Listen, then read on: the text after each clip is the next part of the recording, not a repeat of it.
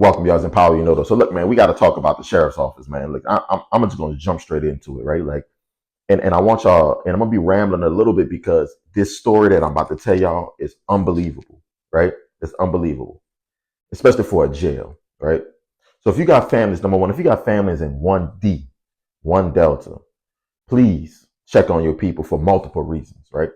One, the story I'm about to tell you is somebody that was victimized in a way that I've never heard in a long time of somebody being victimized. And number two, they have multiple offenders that's in 1D, right?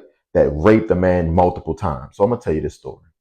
And let me, before I tell it to you, look, we got to talk about how our sheriff talks about care, custody, control, transparency. And to be honest, there's none of that in a jail. There's no care because the inmates are getting stabbed, beaten, raped every day. There's no control because nobody has control over the jail. They short staffed. They leaving pods not manned. Transparency. This happened a few days ago. And as a community, we don't know anything about it, right? I'm sure his family doesn't know about it. I'm sure. Listen, all right. So look, this guy was beaten by multiple inmates in 1 Delta. Not only was he beat, he was stabbed, and then he was brought into a cell and raped by multiple men, multiple times. And he also was sodomized. They took a broom and raped this man with a broom, right? We in jail, right? We ain't in Angola for number one. But they raped the man with a broom. Mind you, after they raped the man with a broom, they walked him around the cell and paraded him around the cell, around the pod for everybody to see. They brought him back in the pod and raped him again before bringing him to his own cell, right? Like, check on y'all people. Like all this happened. This is more than 10 minutes long. And nobody came to help.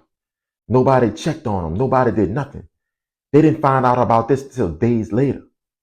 This is unacceptable, right?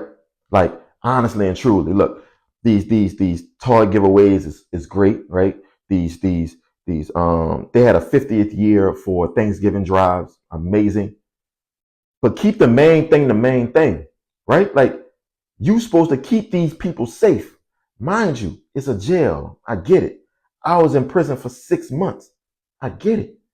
But for this to happen in this manner, and I talked to multiple deputies about this, it's not supposed to happen. Like, that's why they have protocols and policies and everything in place. This is unacceptable. I'm calling for the sheriff job at this time. Like, y'all not hearing about all the crazy stuff that's going on. Multiple stabbings, multiple rapes, multiple beatings. Y'all not hearing about this because they're not transparent. They're keeping everything quiet. This is something that the public should know about. Like, it's unacceptable for this to happen in this manner, y'all. It's unacceptable. This man, I think they should find out what his charges is, go talk to a judge and try to send this man home. From my understanding, they have stuff that's broke inside of him, right? And I'm not going to say his name, but they got stuff that's broke inside of him that he may have to get surgery to get out. Y'all, it's fucking chaos there. It's chaos with no relief. Man, listen, I know some of y'all may not care because it's jail. People have loved ones that's in jail. But think about this. You, the person that don't care about jail, you could be in jail tonight just off an allegation. Comment below, y'all. Let's talk about it.